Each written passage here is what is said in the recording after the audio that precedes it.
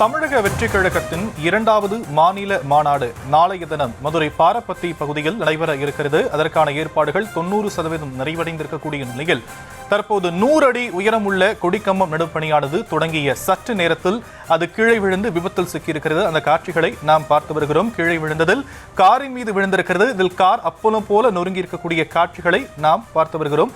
அது குறித்தான விவரங்களை களத்திலிருந்து நம்முடைய செய்தியாளர்கள் வழங்க நாம் கேட்டுக்கொண்டிருக்கிறோம்.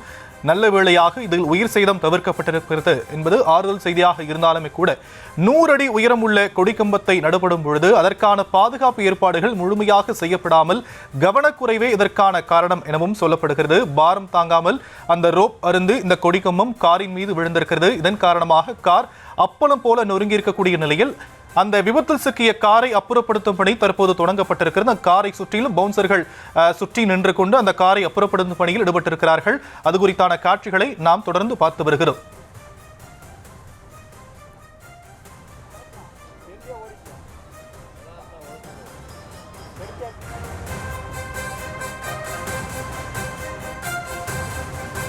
தாவேக கொடிக்கம்பம் சாய்ந்து விபத்து ஏற்பட்டிருக்கக்கூடிய நிலையில் களத்தில் நம்முடைய செய்தியாளர் ஜெரி இருக்கிறார். அவரிடம் பேசலாம்.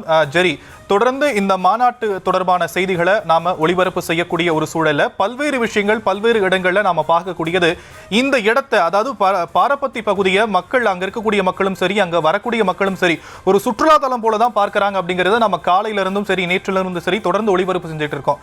அப்போ அப்படிப்பட்ட இந்த மாதிரியான ஒரு மாநாடு, இவ்வளவு பெரிய ஹியூஜ் நம்பர்ஸ் இருக்கக்கூடிய ஒரு கேதரிங் இருக்கக்கூடிய ஒரு இடத்துல அதற்கான பாதுகாப்பு ஏற்பாடுகள் எந்த அளவுக்கு செய்யப்பட வேண்டும் அப்படிங்கிறது ஒரு கேள்வியா இருக்குல்ல. அந்த மாதிரியான விஷயங்களை இந்த விழா ஏற்பாட்டாளர்கள் முழுமையா செஞ்சிருக்கிறாங்களா அப்படிங்கிறதும் ஒரு கேள்வி எழுப்பப்படுதுல.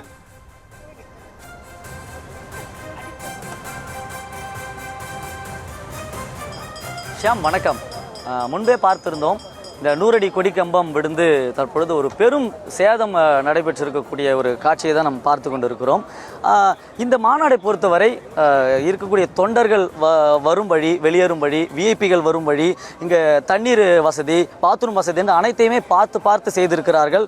அனைத்து கட்டமைப்புகளிலுமே ஸ்டாண்டர்ட் எஸ்ஓபி ஃபாலோ செய்திருக்கிறார்கள், பின்பற்றி இருக்கிறார்கள். ஆனால் இன்று காலை கொடிக்கம்பம் 100 அடி கொடிக்கம்பம் நடும் அந்த பணியை கட்சியினுடைய பொதுச் செயலாளர் புசி ஆனந்த் தொடங்கி வைத்திருந்தார்.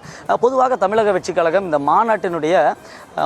மாநாடு நடைபெறக்கூடிய இந்த திடலில் பந்தகால் நடும் விழா ஒன்று நடந்தது. அது விக்கிரவாண்டியிலும் நடைபெற்றது. அதுவே ஒரு விழா போன்று தான் நடைபெறும். பொதுவாக எந்த ஒரு நிகழ்ச்சி நடந்தாலுமே விழா போன்று இருக்கக்கூடிய நிர்வாகிகள் சூழ்ந்திருப்பது வழக்கம். அதே போன்று தான் இந்த கொடிக்கம்பம் 100 அடி கொடிக்கம்பம் நடும் இந்த நிகழ்வை கூட ஒரு விழா போன்று தான், சிறிய விழா போன்று தான் ஒருங்கிணைத்திருந்தார்கள். காலையிலேயே இது 2 மணி நேரத்துக்கு முன்னதாகவே இது நடப்பட்டிருக்க வேண்டும்.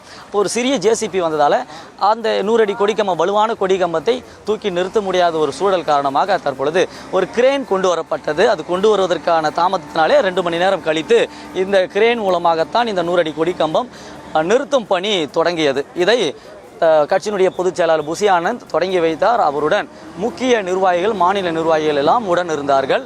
இந்த கொடிக்கம்பத்தில் நாளை மாலை தமிழக வெற்றி கழக தலைவர் விஜய் மேடையில் இருந்து ரிமோட் மூலமாக இந்த கொடியை ஏற்றுவார் அப்படின்னு எதிர்பார்க்கப்பட்டது. அதற்கான பூர்வாங்க பணிகளைத்தான் தற்பொழுது காலையிலிருந்து நடைபெற்று வந்தது. இதற்கான இந்த பேஸ்மெண்ட்டு ஒரு 4 நாட்களுக்கு முன்பாகத்தான் இது பள்ளம் தோண்டி காங்கிரீட் போடும் பணி நடைபெற்றது. இன்னும் அது கீழே கியூரிங் ஆகியிருக்காது என்று கூட கூறப்படுகிறது. பொதுவாக காங்கிரீட் போடுகிறார்கள் என்றால் கியூரிங் டைம் 15 நாட்கள் என்று கூறுவார்கள். அதாவது ஜல்லி போட்டு சிமெண்ட் போட்டு காங்கிரீட் ஒரு பில்லரோ ஒரு பீம் ஒன்று செய்கிறார்கள் என்றால் அது தண்ணீர் ஊற்றி 15 நாட்கள் தண்ணீர் ஊற்ற வேண்டும். அப்பொழுதுதான் அது உறுதியாகவும் வலுவாக இருக்கும். ஆனால் அவசர கதியில் ஒரு பள்ளத்தை தோண்டி அதில் கம்பிகள் நடப்பட்டு பேஸ்மெண்ட் போடப்பட்டு அந்த பேஸ்மெண்டில் தான் இந்த 100 அடி கொடிக்கம்பம் நடும் பணி நடைபெற்றது. 2 நெட்டுகள் அதை முடுக்கிக் கொண்டிருந்தார்கள். அப்பொழுது அதனுடைய கனம் தாங்க முடியாமல் அது சாய்ந்து விட்டது. பொதுவாக இத்தனை உயர கொடிக்கம்பம் நடுவுறோம் என்றால் இதை தாங்கும் அளவிற்கு கிரேன் கெப்பாசிட்டி வேண்டும். இந்த ஒரு கிரேனால் தாக்கு பிடிக்க முடியுமா என்றால் நிச்சயமாக கிடையாது. இந்த ஒரு கிரேன் மட்டுமில்லாமல் இதே போன்று இன்னொரு கிரேன் நிற்க வைத்து தமிழக வெற்றி கழகத்தின் கொடிக்கம்பம் சாய்ந்து விபத்து ஏற்பட்டிருக்கக்கூடிய அந்த காட்சிகளை நாம் தொடர்ந்து பார்த்து கொண்டிருக்கிறோம்.